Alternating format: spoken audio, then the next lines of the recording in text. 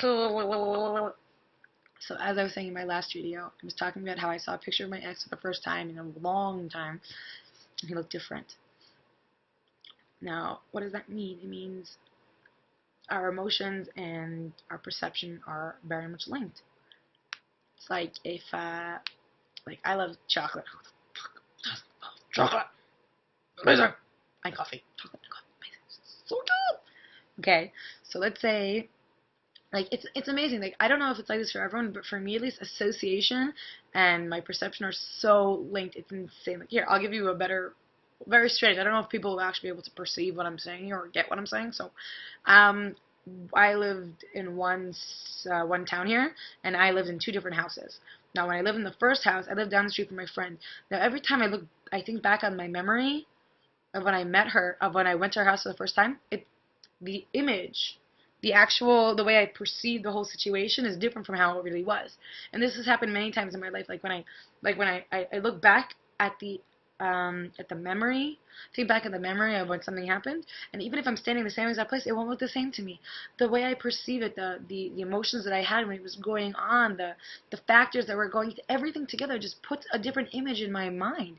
It's not perceived in the same way, even if it's the exact, like this hand, the perception is different. Like this hand was perceived as the first time I was showing it, and then I showed it a second time. It's like, oh, that's different now. It has a different meaning. It's all enraptured in this different understanding.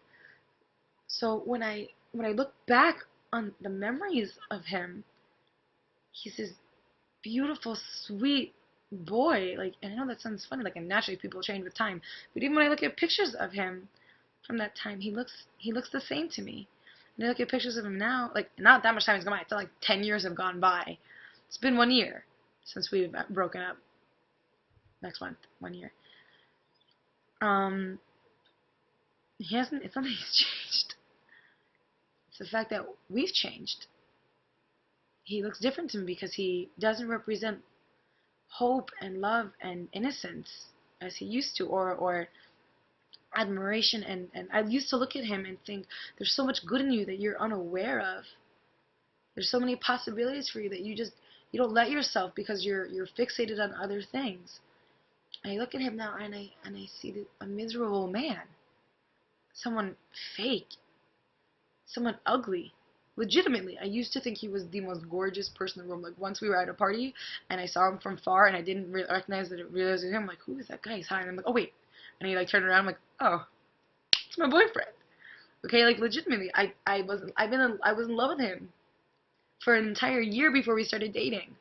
I was in love with him. I thought he was amazing. I admired him. I learned from him so much. And yes, when we broke up, I started doubting every lesson that I learned with him and from him, and thinking if it had any real value now that it was over, like if there was any real base to any of it, and if there are things that I can really believe after I was betrayed in such a way. But the answer is yes. Just because he's the person that betrayed me now doesn't mean he was a person that betrayed me back then. Back then he loved me and he was real with me, at least in a way that I perceived, and that is what is important at the end, because you are the only constant in your life. The way you perceive and see things should be the most important. It shouldn't be the only thing that is important, but it should be the most. Our life should be on a pyramid, and your opinion should be on the bottom. That is the base holding up everything.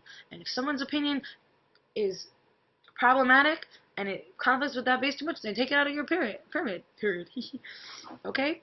But it can always build up to some, like, like your opinion should be at the bottom and at the top. Okay? You should have your base opinion. You should allow other people to join in, but at the top, you should have like your little conclusion, okay? Or we can put the pyramid the other way. I like the other way better. You have your little conclusion. You have people build onto it also, and at the bottom you have this one strong conclusion. You have this one base, and you allowed other people to be involved in the structure, in the building of this space, in the creation of it.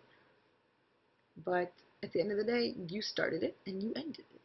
And I'm not a self-centered person, and I'm really not, in a really bad way.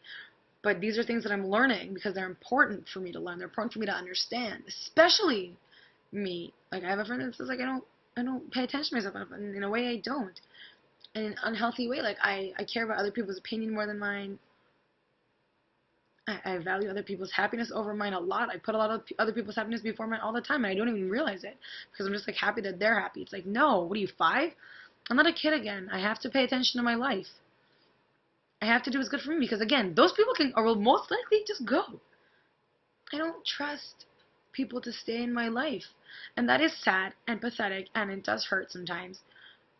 But again, as long as I remember that I'm the constant, I'll always have me. And as long as I stay strong, other people will come along and play with me and bask in the sun and be there for me when I don't even realize that they're there. And allow me to be there for them. I'm not saying that friends are interchangeable and I don't really leave friends. I don't. It's not my thing. My friend says, like, ah, you moved on to life, let them go. And it's not letting them go. Like, if they need me, I'm here. If they want to talk, I'm here. As long as I can help them, I will, just because that's who I am. If I'm alive and I have time, why not give it to someone that may need it? Like, if everyone was giving, I don't think we would have as many problems. People were more understanding and tried to understand each other more rather than just stay with their own opinion and themselves, and I think we would get along like that. I'm not saying to disregard your opinion or your feelings. That's not what I'm saying. It's not what I've been saying through any of these videos. But I'm saying if you can spare that moment of understanding, then why not? Why not? Like if you can spare it, if it doesn't hurt you. You know, some people need a lot of time to think about themselves and work on themselves, and that's fine. And I have a lot of things I need to work on myself, and maybe I spare too much of my time for other people. But in my mind, I'm I'm okay at that time. When like I'm a very giving person, so when someone demands too much from me, you know something's fucked up. It's just like not okay.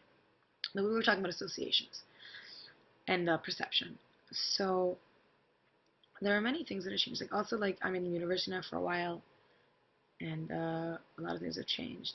But when I think back in a memory and I look at certain things, like even the curtains on my window, like when I try to remember the memory of when me and my sister put them up when we first moved in, they look different. I remember they look brighter. Maybe they dulled with the sun, the color, I mean. But there was something about, there was this air of new opportunity.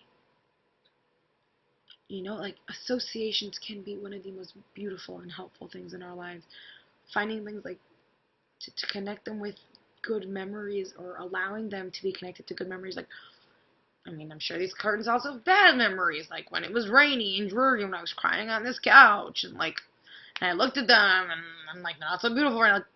Any kind of a negative and a good and a positive association, you just gotta let it. Like,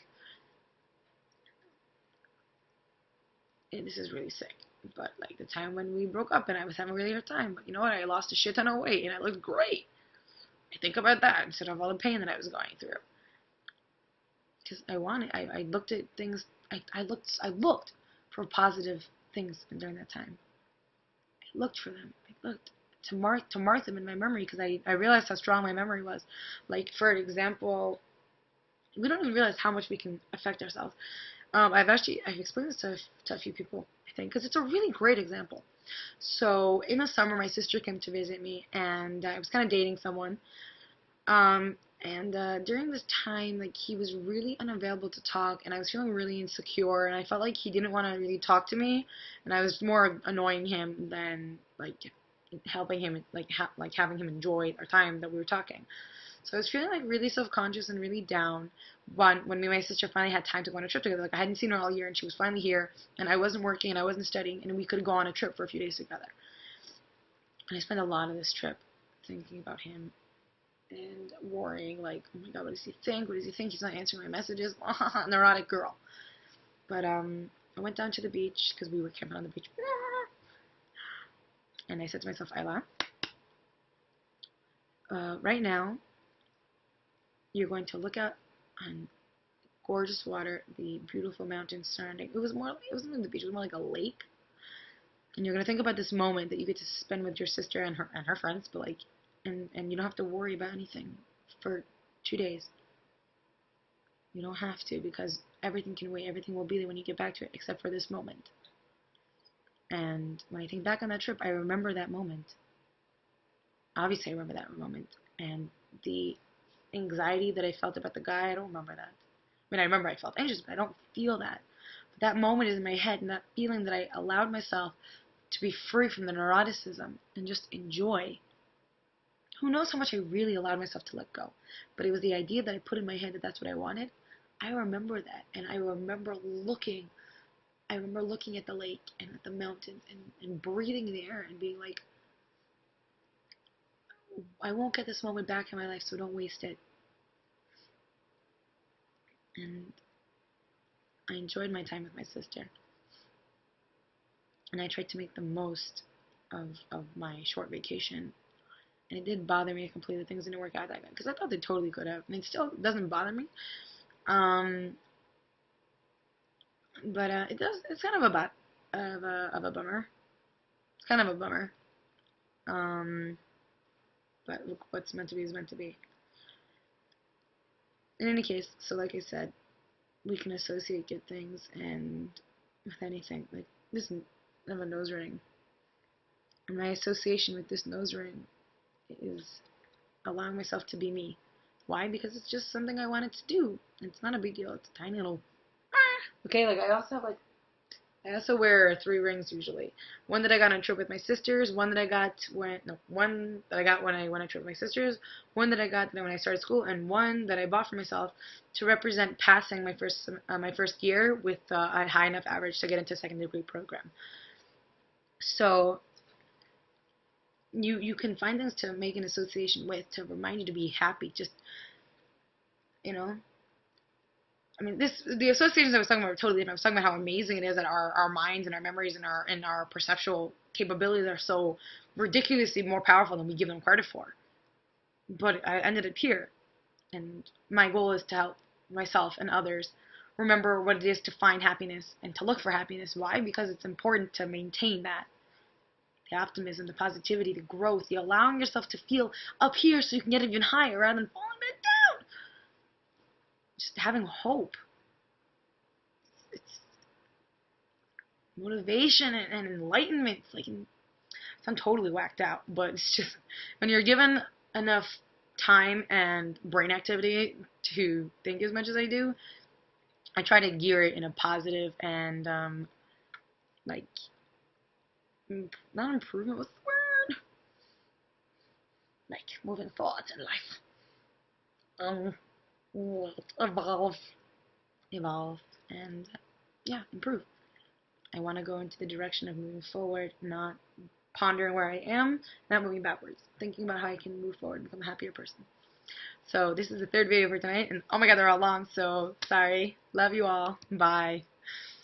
And I don't know who watches these, but everyone needs to feel love, and I got enough love to give to everyone, so I think we all do. I think we all have enough love to give to many more people than we do, and that's fine. That way your love is more valuable, but I think if it's something that people need to feel, then why be greedy? Why be stingy?